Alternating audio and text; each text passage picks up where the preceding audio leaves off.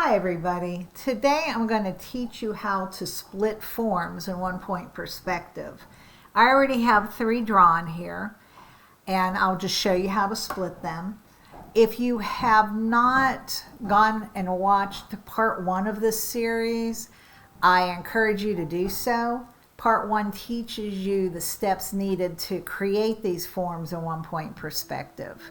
The other parts you can do in any order, but it's really essential to do part 1 first.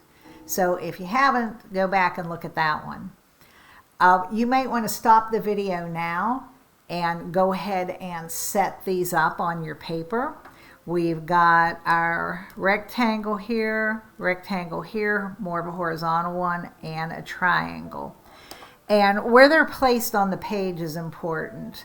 You notice that I don't have anything really close to the horizon line because that's going to be a little bit more difficult.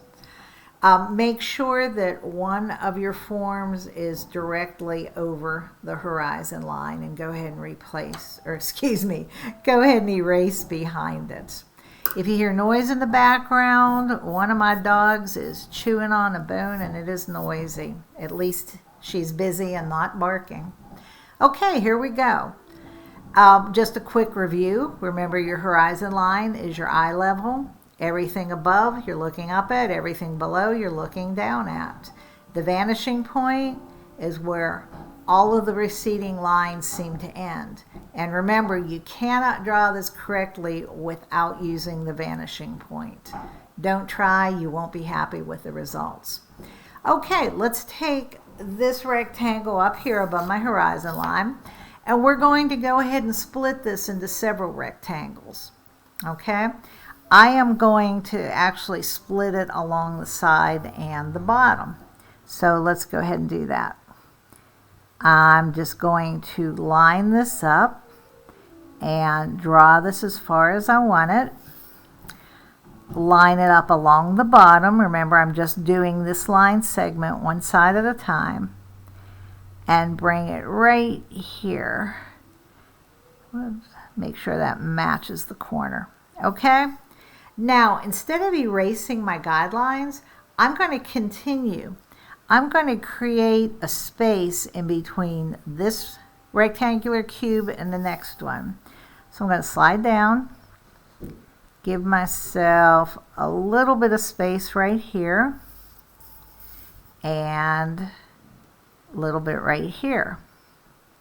Okay, what I've done is I've created a space in between. So I take my eraser and I get rid of what I call the connecting lines between the two. Okay? So I have to finish this rectangular cube right here. So let's take it and make another vertical line.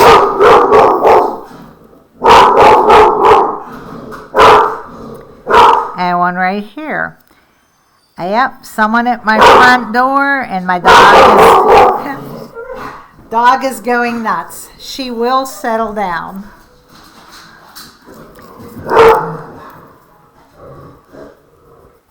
Would you believe she's a really sweet, cuddly dog? She just does not like anyone coming into our front yard, so that's a good thing. And again, I apologize for that. I guess it's what happens when you work at home. Okay, back to splitting my rectangular cube. I've created the side and the bottom of the next cube. Okay, I could keep going, but that's going to get really tiny. I'm not going to do that. So I'm going to get rid of my extra lines. All right, if you look at this, and you've been doing some 1 point perspective, common sense probably tells you that something is not correct here. Okay, so if you look at this and study it, you can see that this part of the rectangle is missing. So what I do is go back to my lines I already have for the answers. Okay, if you look at the front of this rectangle, there's a front to this rectangle too. You just don't see it all because it's overlapped. So I know that the top of the square is horizontal. So I put that in just this little bit right here. And I know the side of the square is vertical. So I put that in as well. Okay, so I have split the form in this manner. Now, we're going to split this one a little differently. We're going to go to the front face of the rectangular cube. And because it's horizontal, I'm going to go ahead and draw my horizontal line. All right, now I need to continue it on the side here because these lines go to the vanishing point. Any line I put on here has to go to the vanishing point as well. So I go right here and stop.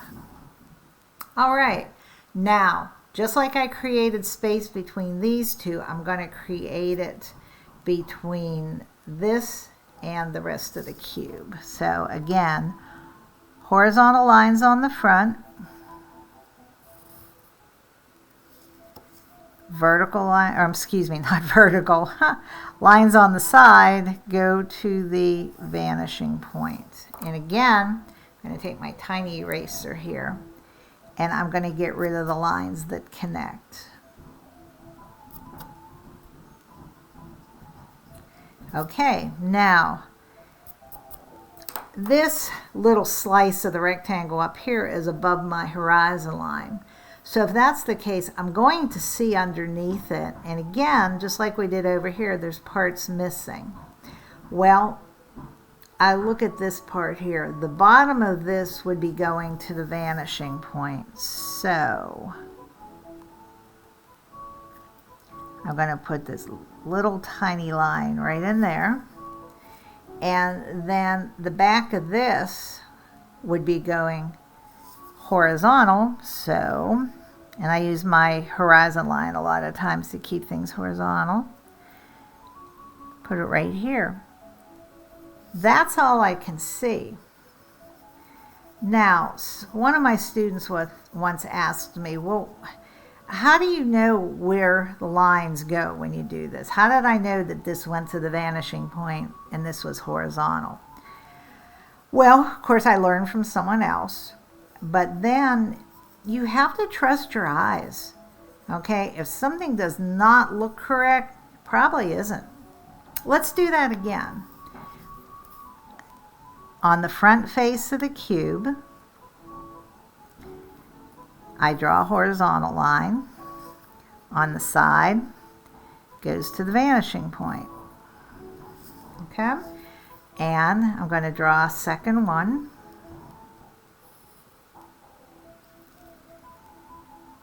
And the one on the side again lines up with the vanishing point. Okay? So, erase my connecting lines again. Just like that. And like this. A good creative problem to try, and I'm not going to do on here because of time, is doing a division or a split like on a diagonal, or maybe even splitting in two different places and see what happens with that. All right, I'm going to do the same thing here that I did to create the bottom of this. This corner will line up with the vanishing point.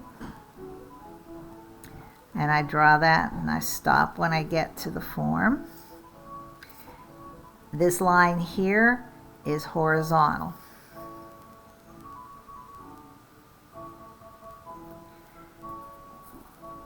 And again, this is the part that I see. The more you practice and the more different things you try, you'll find it easier to figure out more complex forms. I'm going to stick with simple ones right now for learning purposes.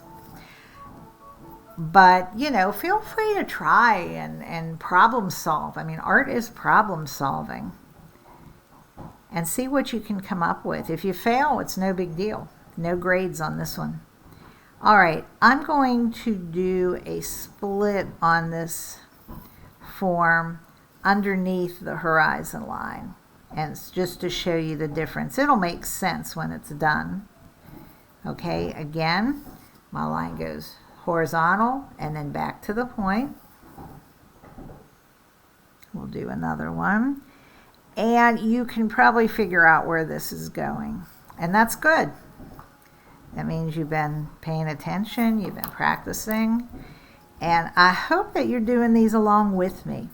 When I taught this in the classroom, which is how this whole YouTube channel started, I did the demonstrations, and the students would take their laptops and they would work through it on their own. That way they could, pause, they could, rewind, they could ask me questions as we went. So it really worked out well. All right, since this is below my horizon line, I'm going to be able to see the top of this form. So again, this line will go to the vanishing point. Stop when I get there. And this line will be horizontal. And again, after you draw it, it's like, oh yeah, this makes sense. But sometimes it doesn't make sense when you're on your way there. Brings up another point while I'm cleaning this up. You gotta go through A and B to get to C. I've had many students that want to arrive right at C and not do any of the basics you need to get there. Sometimes it seems longer, sometimes it's kind of tedious, but you gotta have that knowledge before you move on to other things. So just keep that in mind. All right, one last split. I'm going to show you how to split a triangle. Again, pretty easy stuff, especially after you've done it before. Remember, for the side of my triangle, because that's really the only thing visible here, I go parallel with this side and slide it back. I'm going to end the form. Then I'm going to make a space in between my forms. I'm going to get rid of the connecting lines there. And I highly recommend these erasers. They are wonderful. And let me darken this back up a little bit. And then I'm going to do one more split. It's going to be a tiny one. But I'm going to end this form right here. And put some space in between these two as well.